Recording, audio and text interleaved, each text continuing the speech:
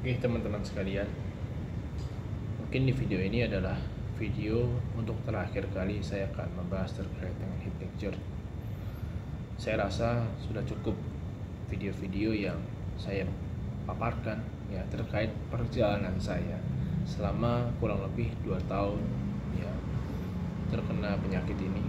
Ya kalau dihitung 2 tahun 3 tahun lah terkena penyakit ini, dari mulai saya awal kena penyakitnya, kemudian sampai Allah angkat perlahan-lahan sampai sekarang, dan alhamdulillah bisa apa hari ini kopi dengan izin Allah. Ini kopi ya, bismillah.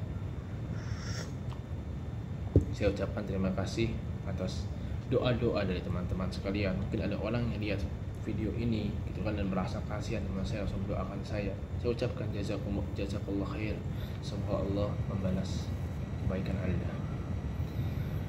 Oke, dan kepada teman-teman yang masih berjuang di tengah hypnotherapy, saya menyimpulkan ada sebuah kesimpulan dari perjalanan saya dari mulai awal hypnotherapy sampai saya bisa tidur normal, bisa ngopi lagi dengan izin Allah Azza wa Jalla.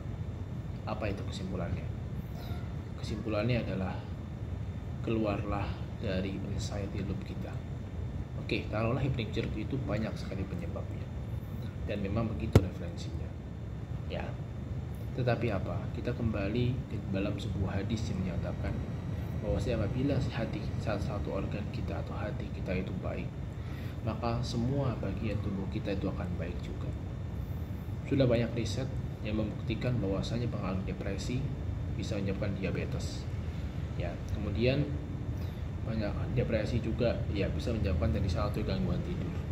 Ya, artinya apa? Artinya bisa jadi pikir kita ini memparah dan gak sembuh-sembuh. Itu adalah karena kita masuk ke dalam anxiety loop tadi. Maksudnya apa? Kita setiap hari mikirin tidur, kita setiap saat browsing gitu ya. Saran saya adalah cut siklus itu. Cara cutnya gimana? Ketika kita memang qadarullah sedang kambuh-kambuhnya hypnotherapy, ya kalau kita perlu minum obat kemudian cut. Kita nggak usah dengar orang yang kena hypnotherapy, buka-buka YouTube-nya atau apapun, kecuali yang positif. Memang ada beberapa penderita hypnotherapy yang sudah sembuh dan positif ya. Itu bisa lihat di salah satunya di website di channel YouTube Fearless Sleep ya. Dia orang luar negeri, saya nggak tahu orang mana, tapi dia misalnya menjadi trainer tentang tidur begitu ya. Dan alhamdulillah dia katanya dia dulu pernah juga hypnotherapy ya.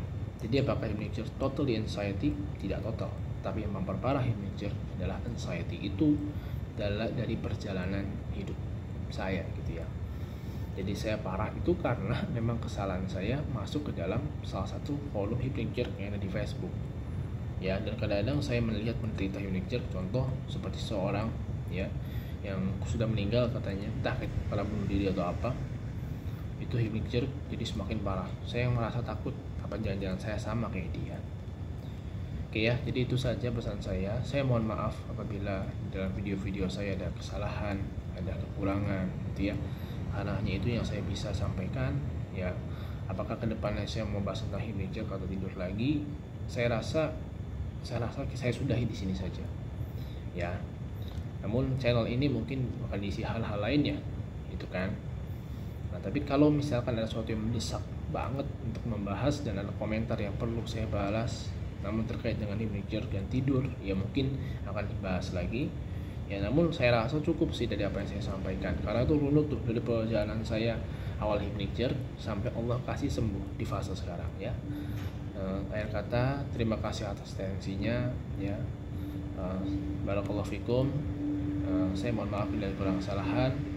Semoga mungkin kita belum bisa bertemu di bumi ini, dunia ini. Mudah-mudahan kalau kita meninggal, kita bisa ketemu di surga Allah, di surga Firdaus. Sekian dan terima kasih.